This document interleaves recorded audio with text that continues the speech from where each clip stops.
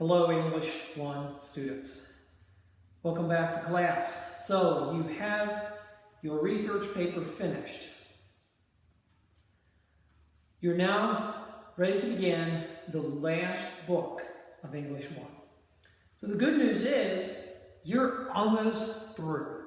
You're going to get a credit, a high school credit for English 1. Doesn't that feel good? Now, if you have any hopes of coasting out in this last book, perish those. It's not going to be a coast. So they're gonna stretch you one more time. But by this time, you're getting so good at being stretched that it's going to go well for you. In the book of Galatians, the Apostle Paul got news that the people he had preached to and who had converted to Jesus, had become followers of Jesus, these people had reneged. And they had allowed other people to influence them and lose out and actually convince them to take on Judaism again. And here's how Paul writes to them. Listen to this. I marvel that you are so soon removed from him that called you into the grace of Christ unto another gospel, which isn't another, but there be some that trouble you and would pervert the gospel of Christ. Paul said, I can't believe this. You've been called into grace and now you've gone to another gospel. And it's not even a gospel. He says, do you think I'm trying to persuade men or God, or do I seek to please men? For if I yet please men, I should not be the servant of Christ. But I certify you, brethren, that the gospel which was preached of me is not after men. For I neither received it of man, neither was I taught it, but by the revelation of Jesus Christ. Now, what's happening here? Paul, deep in his spirit, believes these people are going the wrong way. And he's writing to them a persuasive paper in an attempt to try to change their minds or to move them to action. So that's what you're going to do in Book 10 of English 1. You're going to write and present, Lord willing. I hope we can come back to school, because I really want to get to the part of presenting these papers. So you would simply read, more or less, read your speech, but it would be a speech. And I know you're thinking, let's just stay home. But this would be so helpful in training you and helping you in public speaking. That will certainly be part of your life sometime in the future. So you're going to write a persuasive paper, which is in essence an essay. You just did a research paper.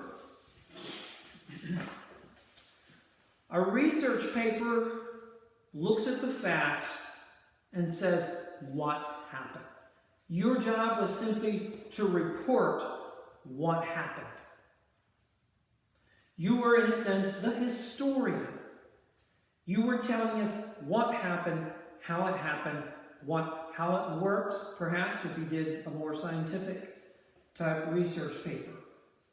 The newspaper reporter does a research paper.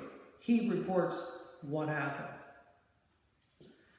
A persuasive paper, on the other hand, so while you told the what, now you're going to tell the why.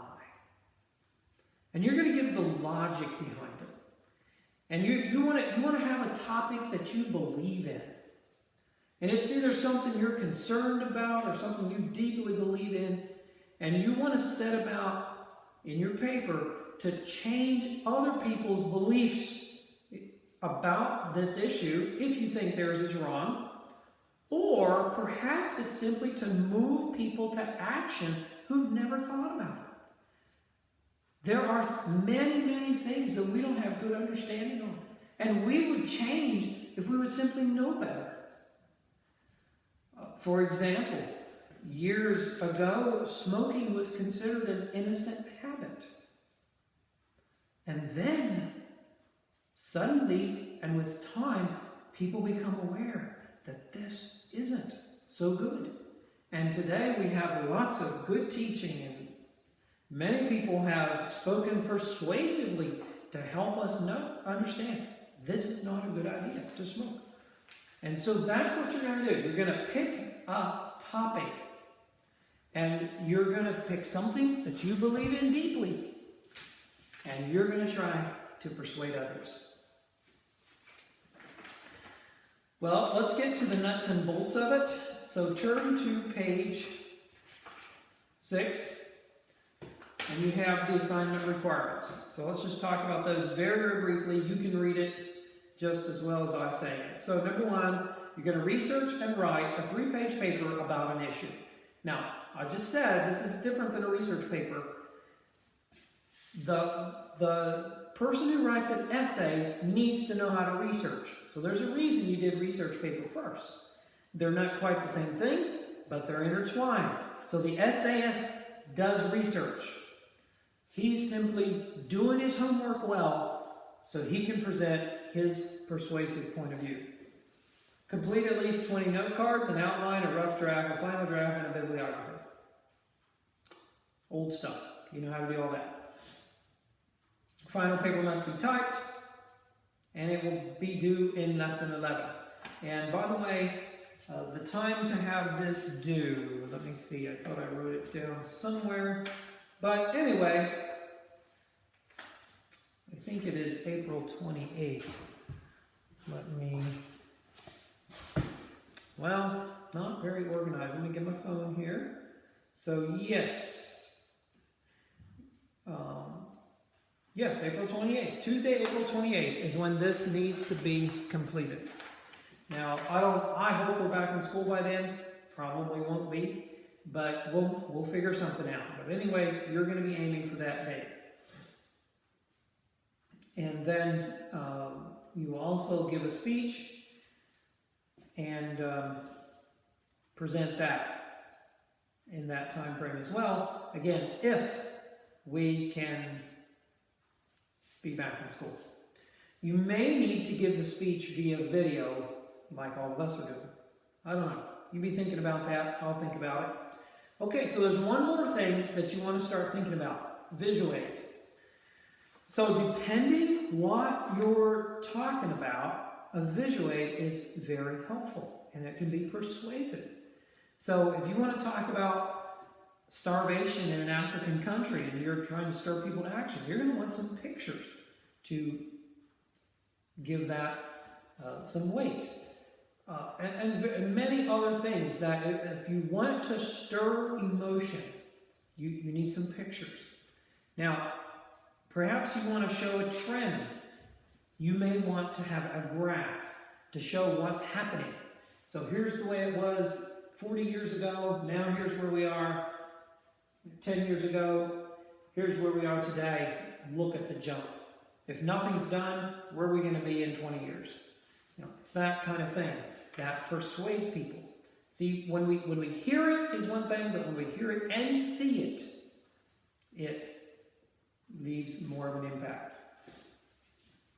All right, so number 3, my point up here says, beware of fallacies of logic. That's your first lesson. So when you're going about with your persuasive speech paper,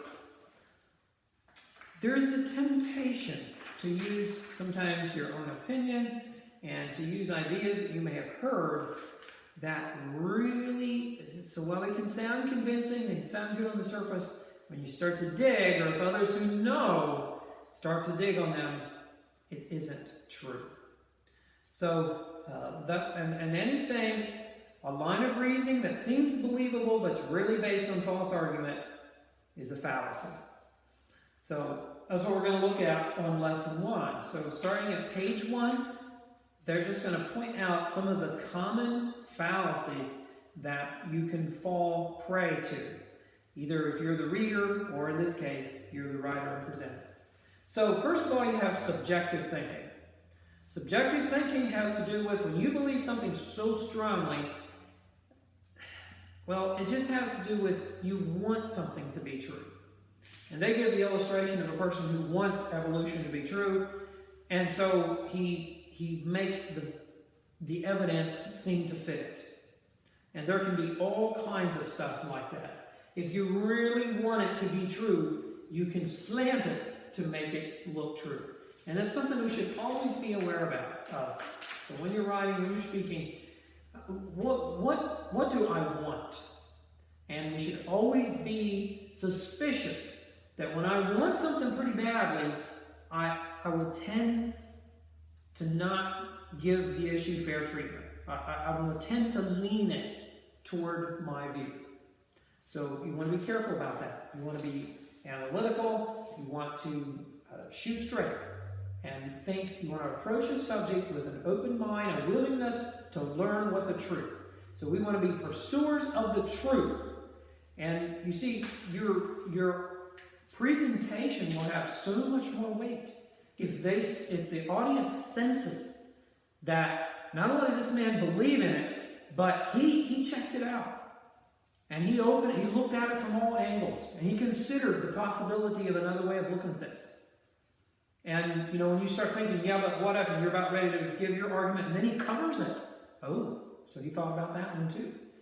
And so that ends up being much more persuasive than if you just kind of skirt the issues that you don't want to talk about. Okay, so that's the first one, subjective thinking. The next one is non sequitur.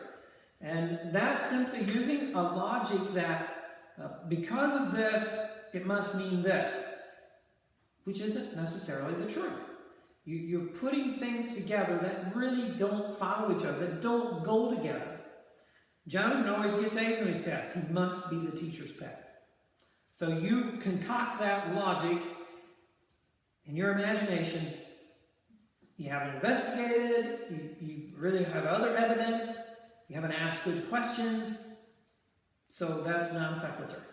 Here's what's happening. I'm assuming this. Is it true? Or very possibly is it true? You don't know. Okay, next one is ad hominem. So you have the homo thing there. That's our person. We're homo sapiens, humans. And so if you kill someone else, it's homicide. That's killing one of our own species. So ad hominem is when you attack the other person in your argument.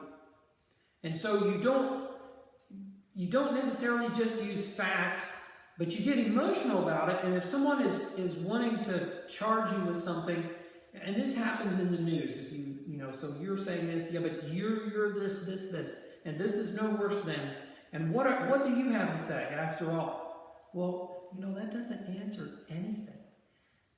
Just because the other person may have needs or lack in their lives, it doesn't present your point of view. It doesn't add any weight to it when you try to cut the other person down. Ad hominem. Okay, a fourth one, overgeneralizing. This is really somewhat like non sequitur, but it's making judgment on a little bit of evidence. And so because I saw this, I'm assuming that everybody's like this. And so, this person says the Irish have quick tempers. When I had a neighbor down the road who was Irish, would blow his top. So that's how they are. It's just how the Irish people are. Well, that may be true, but the amount of evidence, yeah, it was evidence, but it wasn't enough evidence. It was taking a little bit of evidence and making a generalization So, you know, it would be like if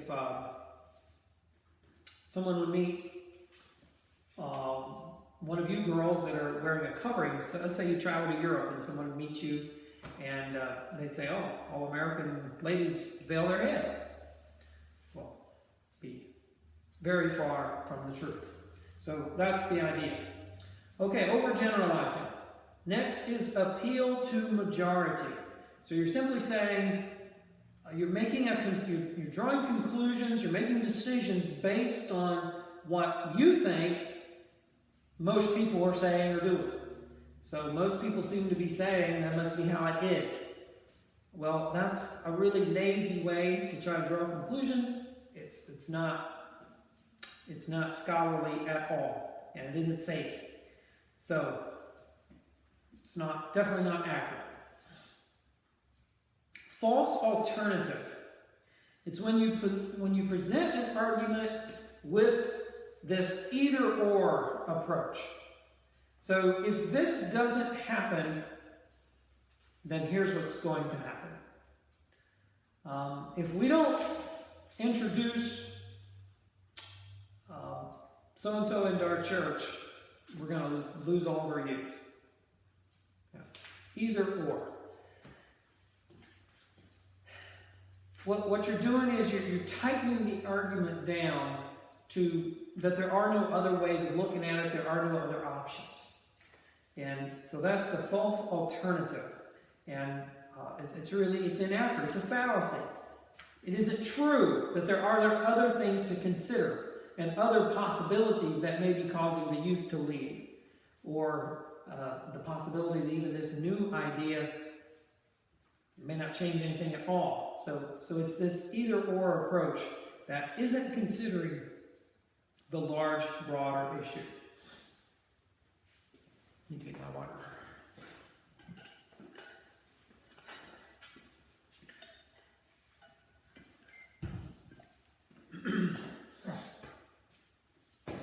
Okay, and then the last one they're calling after this, therefore, because of this. And so you're making assumptions based off, okay, here's what happened, and then here's what happened next. So this caused this.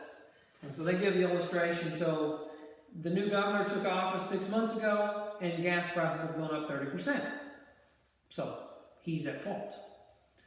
And of course, that's very obvious that that's poor logic, that that's a fallacy. We can do that. And very often, popular news ideas follow this kind of logic. And it's very obvious what's going on. The president just said this, and now look what happened. You know, that's in news. But it can happen in our communities, it can happen in church. Ever since Bishop Day was ordained, it seemed like, well, you know, so is it his fault? Yeah, so, and it can be this way with, you know, things of weather. You know, so-and-so happened in the weather, and then this happened. So obviously the two are connected. You don't know that. It's not fair to make those conclusions. So when you get on page 3, now you have a chance to look at real life issues, and you decide which one those are. And I work these out, and I tell you, I changed my answers several times, but, well, how am I going to say this? I did get them right, but that isn't, anyway, I wouldn't have to say that, would I? But anyway, here's what we're going to do. You don't have an answer key, and I didn't find a lot of need to make copies. There really is hardly anything that you need answer key for, so it didn't feel quite worth my while to make copies. So here's what I'm going to do. Next week in the video, I'll give you these answers, or maybe I'll make another video before a week. I don't know. But anyway, I'll try to give you these answers. And if you really badly want to know them, just call me or text me, and I'll send them to you. Okay? Okay, now we talk about choosing your topic. And I already told you, it needs to be something you believe passionately. Okay, you can have 3 categories, the bottom of page 3 says. Now we are at lesson 2, by the way. It can be, persuasive topics can fit one of 3 categories: fact, belief, or policy. So fact. can be based on things, they give the illustration of smoking. So you're going to accumulate facts to prove your point that this is a bad thing or this is a good thing. You're going to base something off belief. Belief has to do with what you believe to be the truth, and we're thinking probably in particular of Christian truth. What about policy? Policy is your idea of how things should be. They give the illustration. You think 14-year-olds should be allowed to have driver's licenses. So now that you're 16, I wonder what you think about that. But, I think schools should, we should be allowed to do whatever it is. And you give your point of view on policy that we should have. Or maybe in a bigger sense, hopefully you're thinking a little more maturely in this all. Maybe it's something that you think your communities should do, or as a church you should do, or ways Christians should live. And I have a bunch of ideas I'm going to now bring here, that I'm going to read off here in just a little bit. Okay.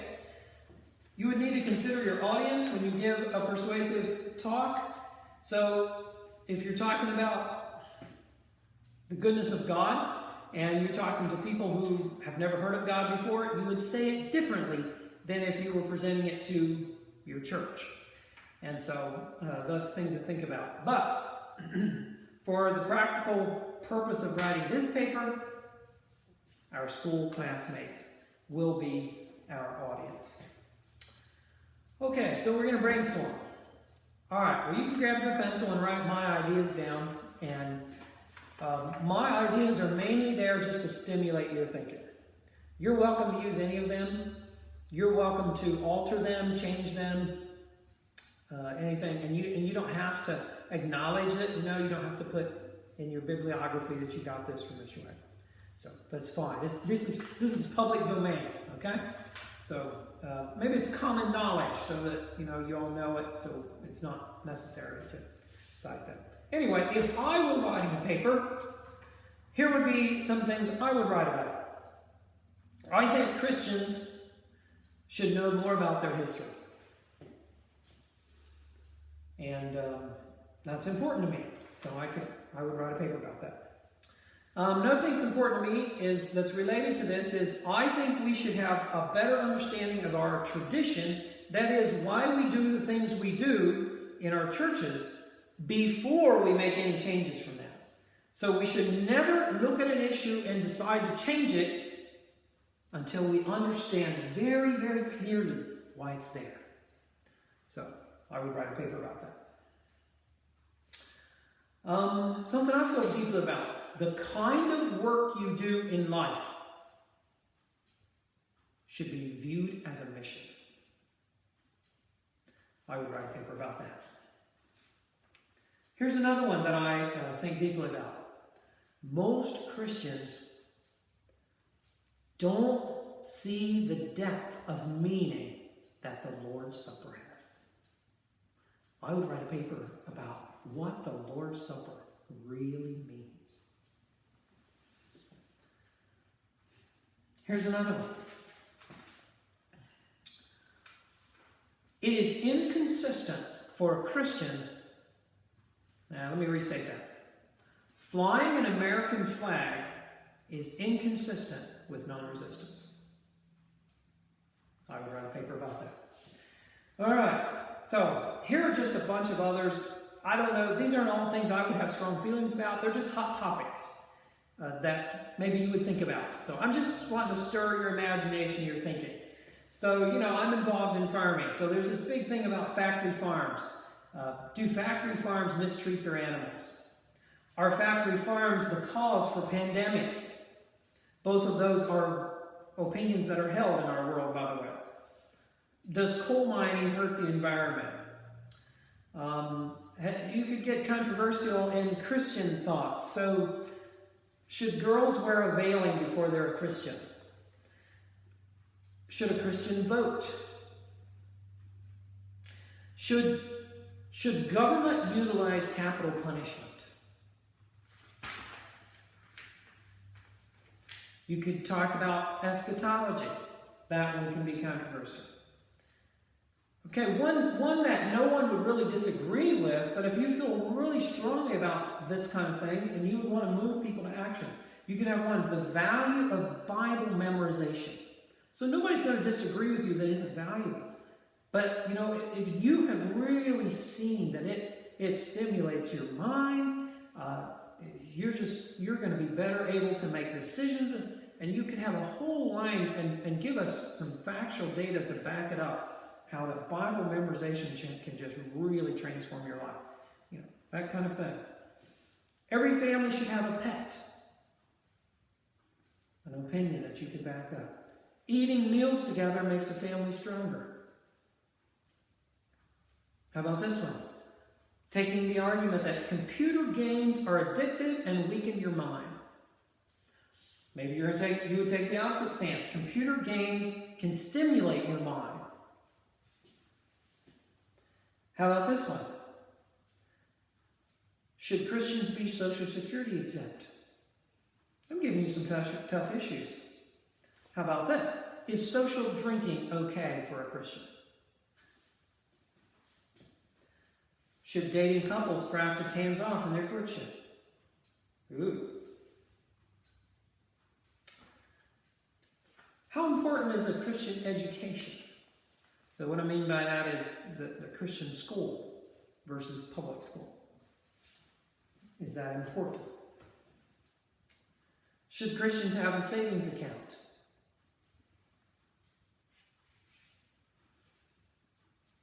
The Bible in the age of the earth.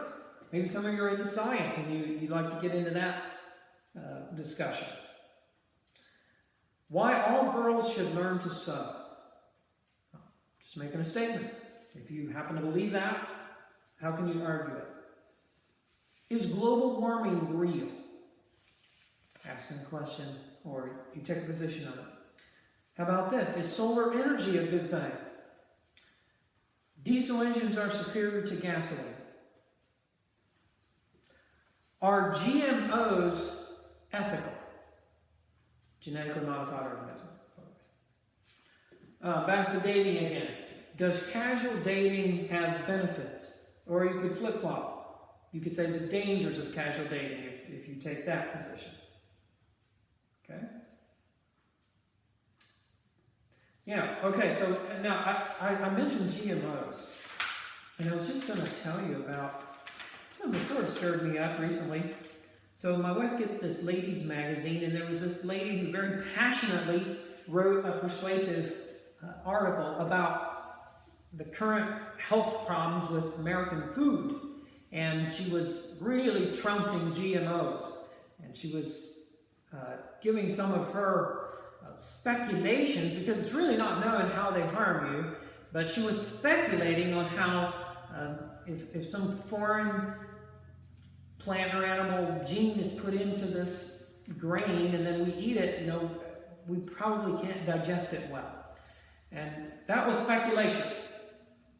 And then she was kind of listing the grains and their problems, and she mentioned wheat as one of the GMOs that we could eat. Okay, well, my sirens went off right away, my eyes shot up, because here's the deal. It isn't legal to grow any kind of GMO wheat in the United States. So there is no such thing as GMO wheat, at least not in our food supply. And so if you advertise your bread as non-GMO bread, and that's true, but it's insinuating that some of the bread is GMO, and that's not true.